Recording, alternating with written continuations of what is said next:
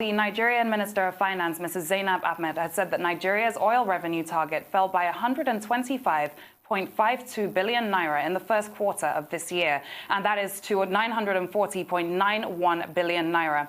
Now, the shortfall attributed to the double whammy of the headwind caused by the COVID-19 pandemic and the slump in oil prices due to a sharp drop in demand and the price war between Russia and Saudi Arabia, representing a 31% of the prorated oil revenue target. Ahmed, who briefed reporters at the end of the National Economic Council meeting that was presided over by Vice President Yemi Osinbajo in the State House yesterday, expressed concern over the effect of the revenue shortfall on the federal government's efforts to fighting poverty. According to her, Nigeria's poverty rate, put at 40%, may increase with the drastic reduction in revenue. She also said that the economic situation could be worsened, with gross domestic product expected to contract by -8.94% this year. However, she did say that if the measures that are being put in place to grow the economy works, the contraction might only be by -4.4% this year without fiscal stimulus. Meanwhile, with 339 new cases confirmed on Thursday, Nigeria now has recorded more than 7,000 confirmed cases of COVID-19. With the latest announcement, a total of 7,016 confirmed cases have now been recorded in 34 states and the Federal Capital Territory. The number of discharged patients has also increased to 1,907, while the total number of fatalities is now at 211. Of the 339 new cases, they are as follows. 139 are in Lagos, 28 in Kano State, 28 in Oyo, 25 in Edo, 22 in Katsina, 18 in Kaduna, 14 in Jigawa, 13 in Yobe and Plateau States, 11 in the Federal Capital Territory, 8 in Gombe, 5 in Ogun, 4 in Bauchi, 4 in Nasarawa, 3 in Delta, 2 in Ondo, and 1 in Rivers and Adamawa States, respectively. So, Doctor, Nigeria has lost quite a lot in oil revenue due to COVID-19. This information was given out by the Minister of Finance yesterday, of course, at the National Economic Council meeting that was presided over by the Vice President. We're going to be discussing this a lot more later on the show with our guest, but this is, as expected, but quite shocking. What is your take? Well, I mean, it is expected. It was foreseeable given the circumstances. But, well, you know, given the situation with oil prices, given COVID-19, the closure of the borders, it was very clear that, you know, oil revenue in particular, apart from the other headwinds that Nigerian economy has been facing, would be affected. And, you know, it's good that the minister has given us the figures, how much we have lost, contraction by about, 31%. And then the other indication in our briefing is that, look, Nigeria faces the prospect of recession. It's no longer a question of whether it will happen or not. It would happen. And with this contraction in revenue, particularly from oil, then, of course, that previously we've seen led to some kind of innovativeness, yes. The review of the 2020 budget and other steps that have been taken by government. She places a lot of emphasis on fiscal stimulus, but the Minister of Finance did not provide details. Yes. She is saying that if there is enough fiscal stimulus, then, of course, there will be a reduction in terms of the contraction that we will witness within the economy. It would be nice for us to have the details of that fiscal stimulus that she's talking about. However, one other thing that came out yesterday was the revelation by the Minister of Finance that the federal government, through the National Economic Council, has now decided that the states will be supported. Whatever it takes will be done to support the states. For now, there will be suspension on payments and loans and grants, yes. To allow the states to be able to pay salaries and keep going. And Governor of Jigawa, Badaru, acknowledged that when he later spoke on behalf of the state governments. Now, the bigger part of the story about the figures going up, now we have over 7,000. The Minister of Finance, in our briefing, also pointed out that, look, that number could go up to 300,000.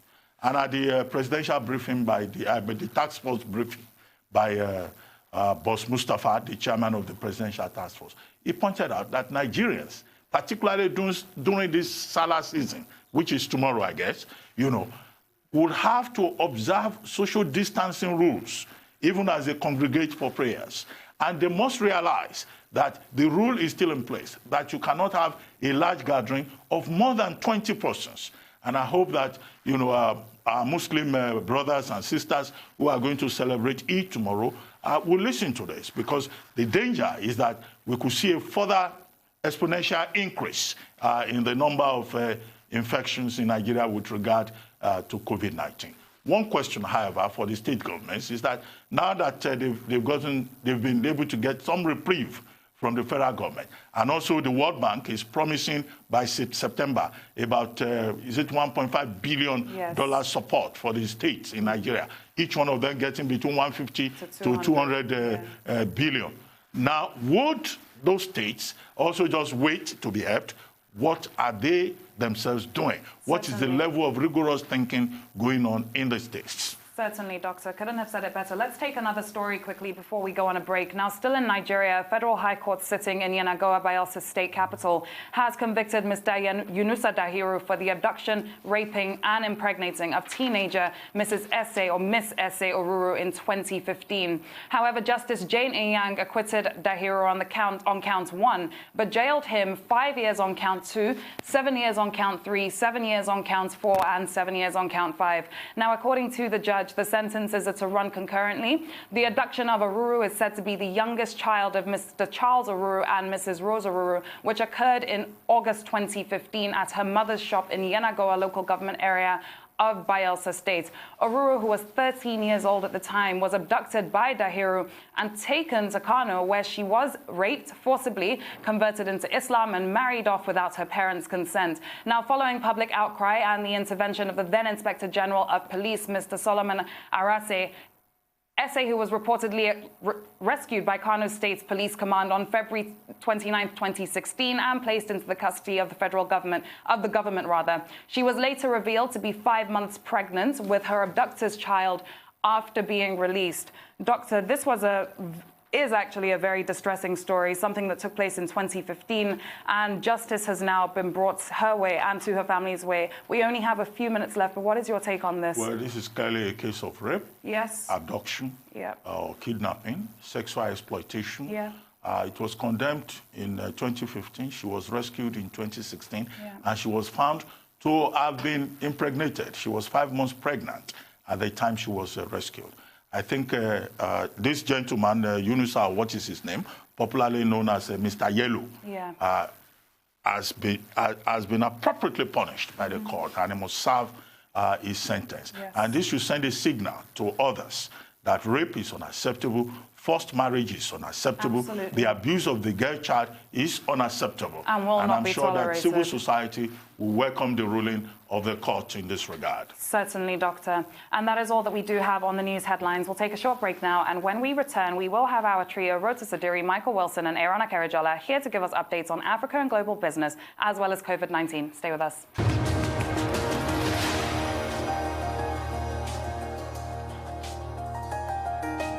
Welcome back to the morning show here on Arise News.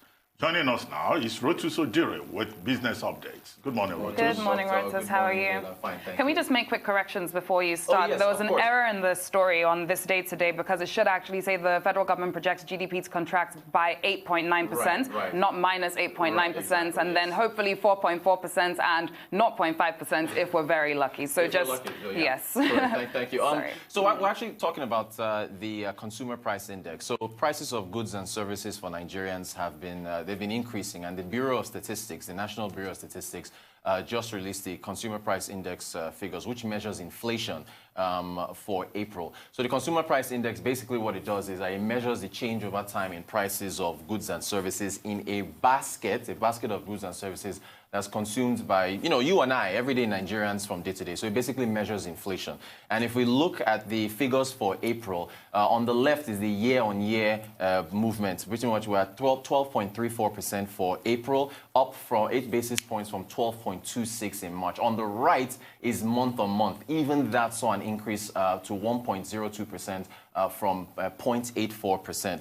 And if you look at the movement from April of last year, you can see it's upward, it moves upwards all the way. It's in double digits from April 2019 up until April 2020. So what the CPI tracks, those goods and services, those prices have continued to increase. Now, what's the cause? What is behind this? It's mainly food. It's been food items that have been driving the increases in inflation. If you look at, I believe, fruits, I personally have been buying a lot of fruits because I make a lot of smoothies. So fruits, the food index, that's basically what we're seeing. So fruits, cereals, potatoes, and so on. So this food index, the food sub-index, was up by 15.03%. Again, on the left, we're looking at the year-on-year increase from 14.98 in March. This is for April. Also on the right-hand side, even month-on-month inflation, that's also increased as well.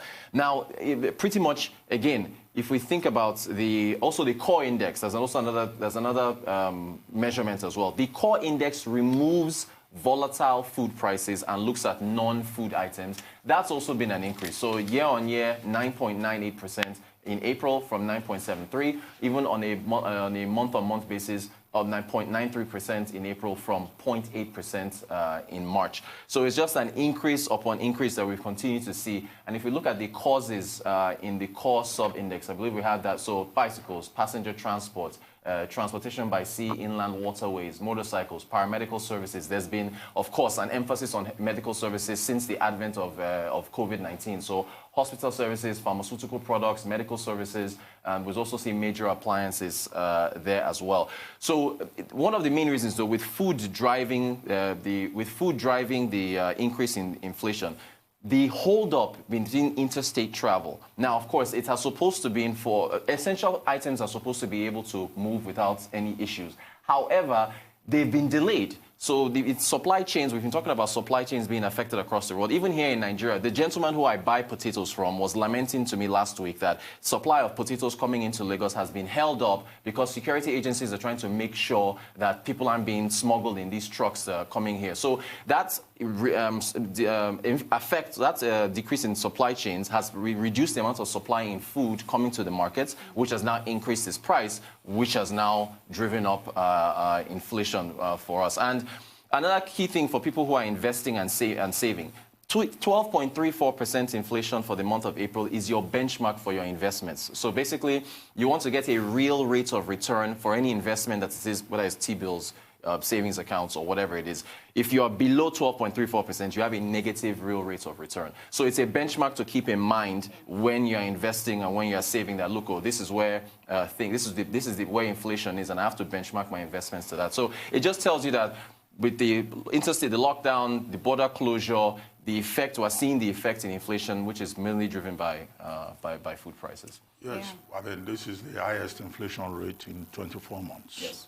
At the end of March, when the figure was lower, we thought that was the highest in 12 months. But now, it's higher. So the question is, will it get worse?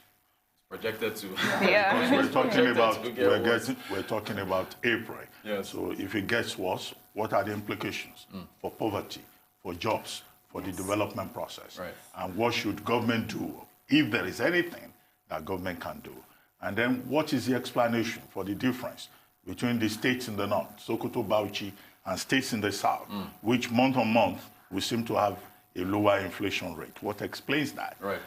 So these are the basic questions. But you are absolutely correct to say that the disruption of the supply chain explains the rise in food inflation, and also, of course, with the lockdown, the rise, the inflation rate with regard to transportation, right, either by sea or by waterways. But again, the government has made it clear that essential services, food is supposed to pass through, but because they are holding up, to check, we can make sure that people are not being smuggled into states. Essentially shouldn't be disrupted, right. So, yeah, exactly. Exactly. Thank you very much, Rotus. Thanks, Rotus. Thank you. And have a great weekend. See you on Monday. On Monday. Yeah. And moving on now for a more global business update, Michael Wilson joins us from London. Good morning, Michael. How are you? Good morning, Michael. Fine, thank you. I think the way to sum it all. Good morning, Doctor. I think the way to sum it all up is rudderless after a rally. I think that's what the markets are doing. There is this continuing balance. You've been touching on it this morning, I know, between how you actually get an economy going. At the same time, you don't want to risk health. That's still going. As far as the United States is concerned, I'll cover it briefly. A member of the Fed, Richard Clarida, said yesterday that he was expecting the Fed, the central bank in the United States, to be taking more monetary and fiscal action to get over COVID-19 and the effects of it. President Trump has said that he is not going to close America down for a second time if there is a resurgence in COVID-19. That's that. The big action, as you well probably know by now, has been in the Asian markets. China has said at its National People's Congress that it will try to impose, I should say, again, draconian security laws. You remember the riots that happened in Hong Kong as a result of that the last time they tried. Thus, the Hang Seng down a lot this morning, or overnight rather, because of worries about more riots and so on. The markets certainly don't like that. As far as China itself is concerned, one very important thing out of that Congress, they have abandoned their growth targets. Now, a growth target is a bit of a hostage to fortune for all the people actually involved in doing fiscal and monetary policy, because you go for growth at all costs, and economies build bridges going nowhere and things like that, don't they? And a similar kind of thing so it's no bad thing that China wishes to concentrate on the quality of what it does rather than the quantity of what it does, but we'll see there. Interesting figures out from Europe and the United States and the UK. The PMIs, the Purchasing Managers Index. Now, sounds very technical. It happens to be quite a good indicator. What it is, it's a level of confidence, really, as to how purchasing managers, those people that have to buy things for companies, actually look ahead into the economy. The figures have slightly improved in Germany, 37, this is services, and in France, 29. It's 50. Anything above 50 is very optimistic. Anything below it is not so optimistic. Now, I'm a glass half full kind of person. I think that these figures are dreadful, but you'd expect them. Who are these? Who's the 37% or who's the 29% that actually has a bit of optimism about what's going on? I think that's the way of actually looking at those. Oil at its highest level since April, falling US stockpiles and all the rest of it. Demand in China is quite high. Metals have lost a lot of ground. Copper's come down very, very slightly. As gold, I said it would yesterday. But platinum and palladium are up. That means a bit of an indication that maybe industry's starting again.